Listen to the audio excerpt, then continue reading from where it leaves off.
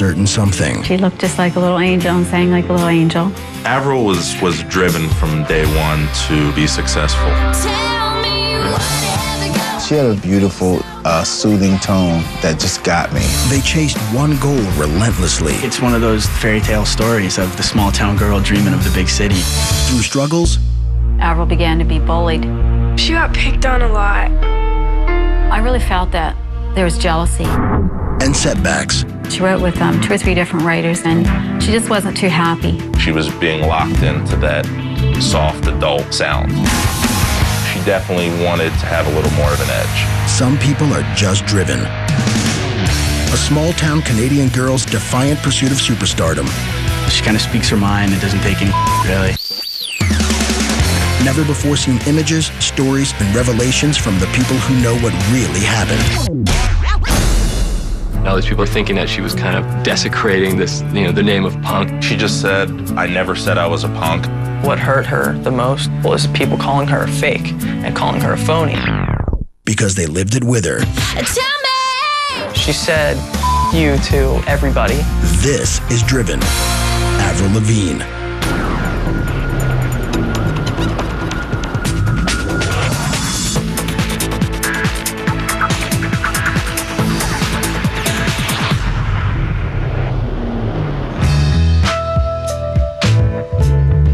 Avril was born on September 27th, 1984, at the Belleville General Hospital in Canada. Avril was our second child, so it was exciting to have a girl, and she was beautiful. Avril was brought up in a very Christian religious family. I'm a born-again Christian, so I was attending the local church. We went to church a lot when we were younger. Parents made us. Avril was exposed to the music because she was in Sunday school every week. I recall the first time I ever heard Avril sing. I was sitting in the living room in the rocking chair, and she was on my lap, and I started singing Jesus Loves Me. And she piped in and started joining me. Yes, Jesus loves me. The Bible told me so. Jesus loves me. I thought, oh my goodness, she's singing. I couldn't believe it. Avril was driven from day one to be successful. She was singing on her bed in the mirror, pretending to be a rock star when she was a little kid. She'd always be jumping around and running around and singing and always putting on little performances. On radio, cute and sweet. That's all I can remember is her singing all around the house. It was so annoying. She was a very active, hyper child, lots of energy. She was always the center of attention. She always sang at night too, and I got so mad at her. She'd keep me up. Oh, Canada, we stand on God for thee. 2, 3, 4. We moved to Napanee from Belleville when Avril was 5 years of age. Napanee is a little town about 5,000, halfway between Toronto and Montreal. Typical smaller Canadian town, made up of some beautiful old homes, one main street. When we were at church in Napanee, Avril was invited to sing with 3 or 4 other children, but Avril wanted to sing alone. And they gave Avril her first solo. Oh, Jesus, bless Redeemer. It was almost like she was in rapture. And everybody was just amazed. And she was only 10 years old. Hold us who wait before thee. And she looked just like a little angel and sang like a little angel. Avril was always looking for attention, and in church she got it. She was a well-rounded kid. She was athletic. She was very athletic. She would rather do what the boys were doing. She was always playing sports, just guy stuff. She was more like a tomboy and stuff. She was involved in hockey in the community. She played with the boys. It was a guy's team, and she was the only girl on the team. Avril could run with the boys. Certainly, she didn't back down. I remember she had a brawl with one of the players. She got into this little scruff with the goalie. This guy was always giving her crap at school and all that, and kind of saying stuff to her.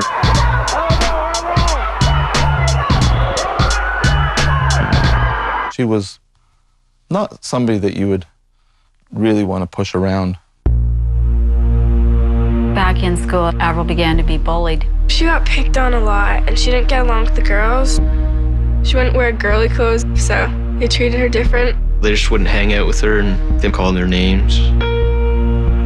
I really felt that there was jealousy. Avril was just a beautiful girl, and people were jealous of her.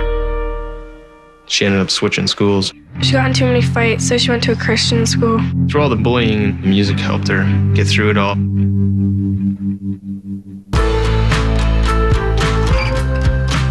You knew this girl was meant to sing, so I went to work trying to write a song specifically for Avril. When he was starting to come up with ideas for a CD, he wanted to involve people from the community. I said to her father one day, you know, I'd like to get Avril involved on this CD, which I call the Quinty Spirit CD. It was Avril's first time in the studio and her first time behind the microphone. The studio can be very intimidating. You're really under a microscope. Well, Avril just walked in there as though she'd done it all her life. She did not seem to be nervous at all. She walked up to that mic like a pro, and she nailed one take of Touch the Sky. David and I are looking at each other. Our jaws are on the floor. And I've said, Avril, we can do another one if you want, but I don't think we have to. Man, she did it in one try. That was amazing. It's the sunlight shining down on me. I recall turning to her dad, who was sitting behind me, jokingly saying, wow, she's going to make $1 million one day. Shining down on me. After that first recording, she wanted to do more live performances. We thought, well, this would be great to go out and do some shows. We played at the Norwood Fair. It's a fair that has typical fair things. There's lots of farm animals and baking contests. Not even 50 people there, probably, like just small audiences. A good portion of that audience were elderly people. You know, 60, 70, 80-year-old people. She's got a great future ahead of her. Her name is Avril Lavigne. Isn't she a talented little one?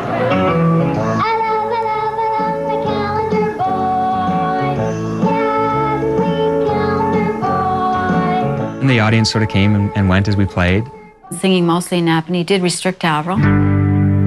That's mainly what Napanee was about. Like if she wanted to sing in Napanee, it would be at the Napanee Fair. I was really frustrated as a parent because I knew that Avril was on a different level. All of a sudden, she began to change. She didn't want to sing anymore. I had to tell people no. I kind of had to make an excuse that she was busy or something. It was very difficult. It seemed like her music was over. Next, Avril sings a different tune when she's offered the gig of a lifetime. Let's go, girl.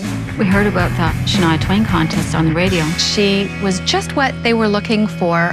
Then, she searches for her voice. Avril wrote with 2 or 3 different writers, and she just wasn't too happy. She definitely wanted to have a little more of an edge. We're all sort of scratching our heads going, why does she keep talking about this punk rock thing?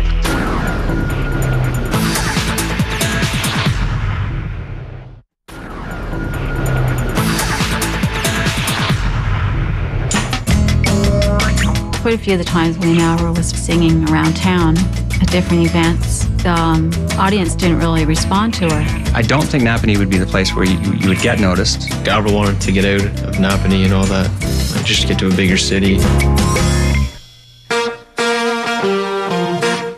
Let's go, girls. We heard about the Shania Twain contest on the radio. Man, I feel like a woman. As part of her tour, she always wanted to get a young, upcoming artist to go on stage with her. So you had to have a recording of yourself singing. What made you say that? The prize at the end of it was that you would get to go on stage in Ottawa with Shania Twain to sing What Made You Say That. Her dad had phoned me, I believe it was the night before the contest was to end. We had the dates mixed up, so it was a big rush. Avril came to the studio, and sure enough, we ran through it within under an hour. We rushed down to the radio station and had this little tape in this little brown bag and submitted it. We had hundreds and hundreds come into the radio station. It was overwhelming. It was the Monday morning. They were going to play the song and announce the winner, and they started to play it.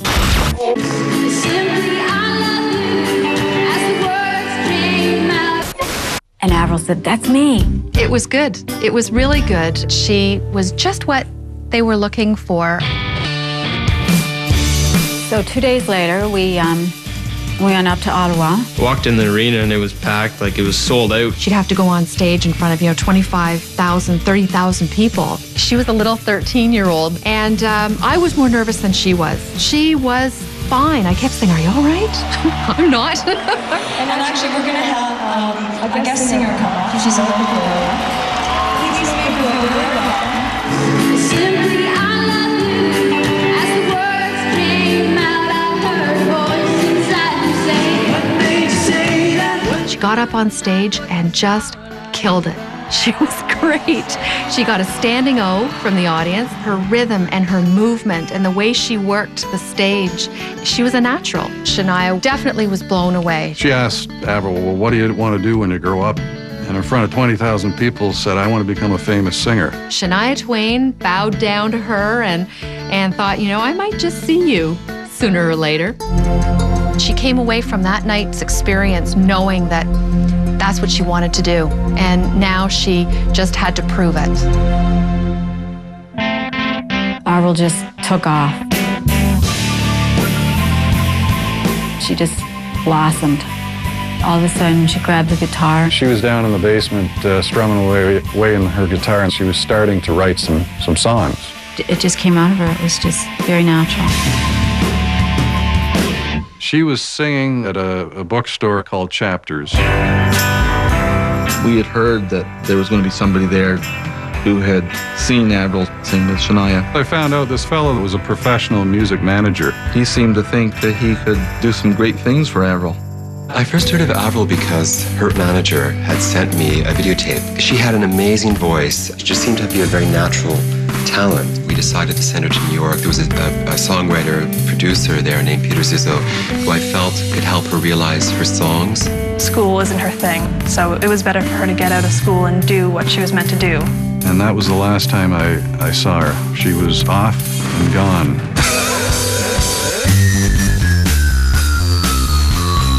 Here she was in New York, in this huge city. I mean, to go from Napanee to Manhattan to this swank apartment in the Village, it was just so, kind of couldn't believe she was there. We were just talking on the phone. She was like, "Oh my God, there's a prostitute outside the window." Not too many prostitutes in Napanee, I don't think. She was so sweet, so like in awe of just being in a real recording studio. I asked her if she had any ideas or she wanted to sing something. She literally just grabbed the guitar and just started like wailing away. Fearless. I hadn't been working with Avril that long when an A&R guy at Arista comes down and he watched her do the vocal and he just leaned in and said, "Oh my God." This guy freaked out, arranged for L.A. Reid to come down, hear it, and hear her sing. L.A. Reid had been president of Arista for about 5 minutes. I mean, he had just taken over. I was in a horrible mood. What I was going through that day was sort of my usual transitional mess going to Arista Records, and I was just a little bit ticked off. I wanted to stay in a bad mood. I didn't want to not be in a bad mood. But right now, I just want to be in the funk. Leave me alone. LA's on his way. He'll be there in about 10 minutes, He's getting closer, closer, closer. We'll just kind of... Avril just kind of looked at us and said, "Hey guys, I just want you to know, like, I'm not like going to be nervous or anything like that." We're like, "Yeah, you're so cool," because we were dying. And so I went to the studio and I met her, and she went into the recording booth, and she sat on a little stool, she crossed her legs, and she started singing. Say goodbye to all my friends. Can't say when I'll be there again. It's time. I was so blown away that I actually walked out of the studio and went outside and took a deep breath and said, "Damn, I am blown away. How do I do this without just like being all over myself and just jumping up and down?" He was just sort of in a daze. How old are you again? She was like a 15. She had a beautiful, soothing tone that just got me. Everything's changing when I turn around. L.A. Reid just kind of looked at her after, and I remember he goes, You just changed my whole day. I didn't want to sign her immediately. It's hard to believe when it does actually happen. I was shocked. I remember that she was very, very aware of how special this was, and I remember that she was as excited as everybody. Well, it seemed to take off a little bit slow. She wrote with 2 or 3 different writers, and she just wasn't too happy. I think she felt at the beginning she was being locked into that soft adult sound. Some of the music was more Celine Dion type. It just wasn't really what was in her. It wasn't her type of music. Avril was going through a transition. Avril, given what she was going through as a teenager, I think she started to kind of mine material that was a bit heavier. Everybody, we're all sort of scratching their heads going, why does she keep talking about this punk rock thing?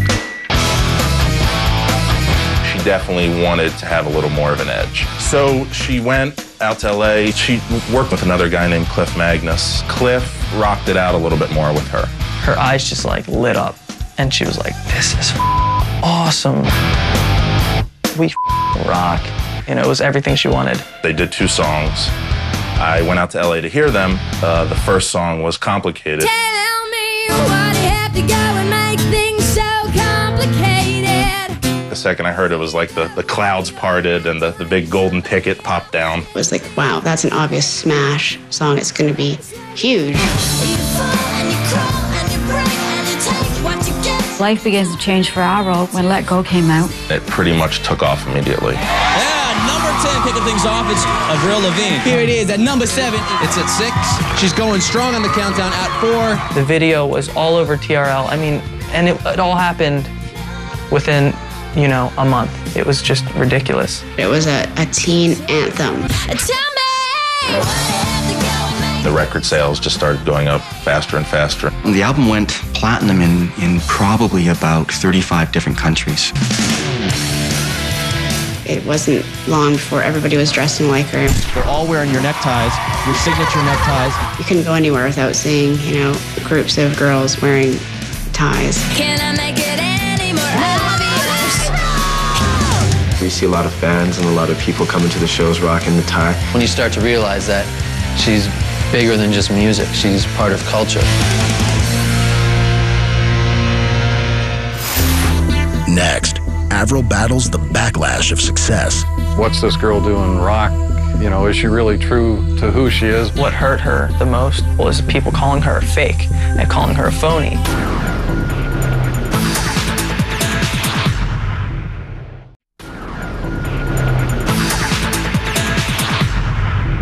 If there was a perfect pop hit, it is Complicated. Tell me why do you have to go and make things so complicated? All of a sudden, she realized that she was famous. Every day, it was getting bigger and bigger, and every day, there was more fans.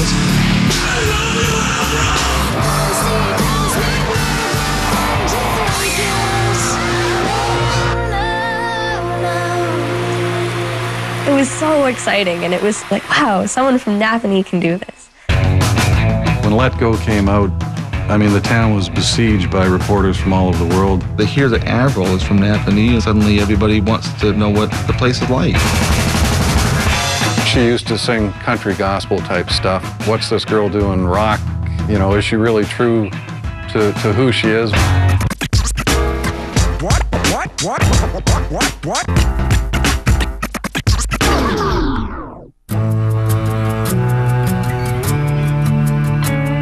There are always negative comments and maybe people that are jealous or just want to put you down. What hurt her the most was people calling her a fake and calling her a phony. It was just so easy for the media to tag her like she's the punk rock hardcore girl. People trying to challenge what she did and who she was in any way, shape, or form. All these people that she like admired and all these people that she respected were thinking that she was kind of just like desecrating this, you know, the name of punk. Just trying to say that she was a poser. You know, it's never great to read that stuff. She just said, I never said I was a punk. She's too punk rock. I'm not punk rock. That's something that people say about me. I'm just me. Ultimately, she just shrugged the whole thing off. I mean, she didn't really care.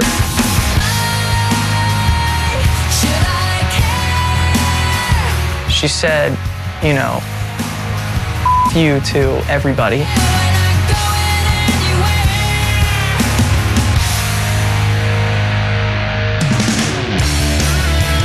She's a pretty strong-headed girl. It's kind of the thing I love about her. She kind of speaks her mind. It doesn't take any really. Check out my pipes. It's in her look and it's in her music. And what I mean by that is that she has an edge. She has a don't with me kind of thing going on. It's not a mean thing. It's more of a confidence thing. She definitely is a rebel. She just says what she wants to say and does what she wants to do, and let the chips fall as they may. It's one of those fairy tale stories of the small town girl dreaming of the big city, you know what I mean? This next song is a song I wrote about growing up in a small town, Napanee, Ontario. Something inside of her told her that she was going to get out of there and she was going to do this all, and sure enough, it all happened. She has the look and the personality and the voice all together. That's what makes a star, and that's all she ever could be.